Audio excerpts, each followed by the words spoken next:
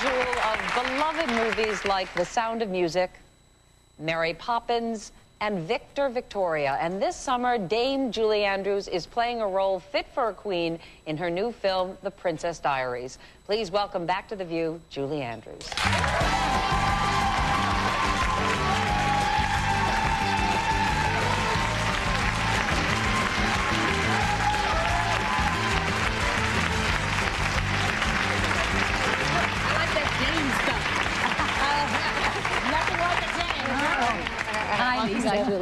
Dame Julie. Dame Julie. I know, it's pretty grand. In your new movie, you're not just a dame, you are a queen. Yes. And you have to teach your granddaughter how to develop self-esteem and courage and to become a princess. Right. Something she didn't realize, that she actually was the princess of this small little country. That's right. She's very gauche, 15-year-old. She has no idea that she is, in fact, a real, true princess, and she's the last hope for my country. And we never expected that she would become the heir to the throne and all of that. Well, what drew you to this particular role? Well, it's a wonderful role. I mean, first of all, I get to kind of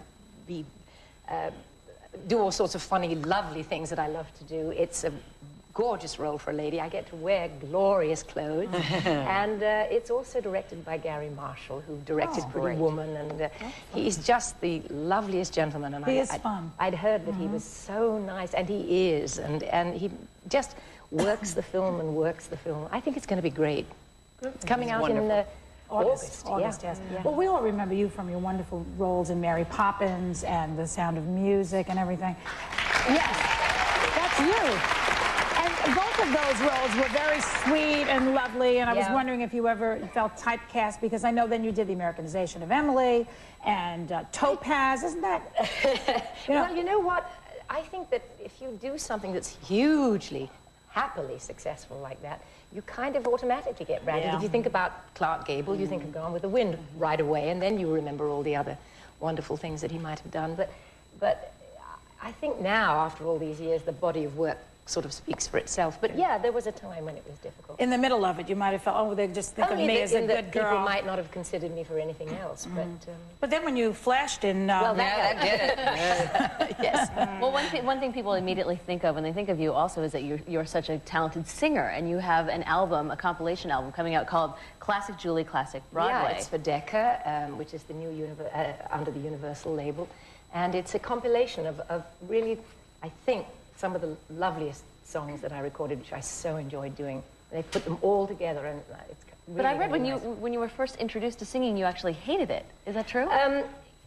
Yeah, well, I started so early, and at 7 or 8, when you're being taught singing by your stepfather, who I wasn't particularly fond of at the time, as you can imagine, I think that it's like, oh, you mean I have to stay in and practice, and I have to sit here for 45 minutes and, you know, every day, and I could be out having a good time.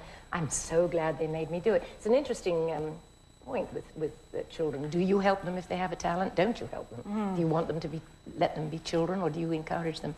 That's hard. What do you think now? I'm very glad my parents helped me, but they were also in the theatre, and they were in vaudeville and music hall, and I guess I didn't really know anything else, and neither did they in those days. I think it must be hard for children to take the rejection and the criticism. I mean, it's hard for adults. But you know, in those days for me, it was just sheer fun. I just thought it was something that would pass in a year on. I had this really freak voice, which was a huge range, and luckily, I guess I had something, and it was worth developing. You call it a freak voice. Well, in those days, no, in those days, I mean, at 8 years old, it had like 4 octaves, and I could do all this coloratura stuff, you know.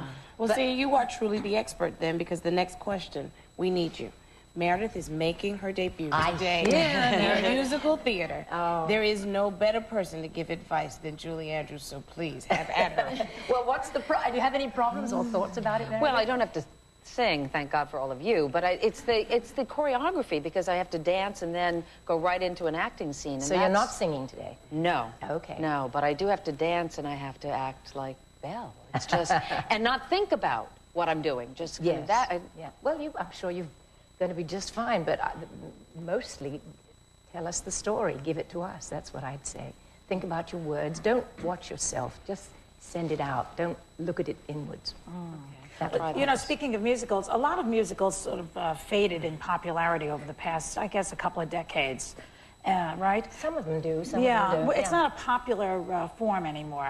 You know, I'm not sure. I think they're all coming back. Yes, you know? well, that's what I was thinking. Nicole Kidman is in this Moulin Rouge, which is a musical. Do you think it's going to start a whole new trend again? I hope so. You know, I've been around long enough now that I think things just are cyclical, and they go round and round and round, and I think it's all going to come back because it's fresh again.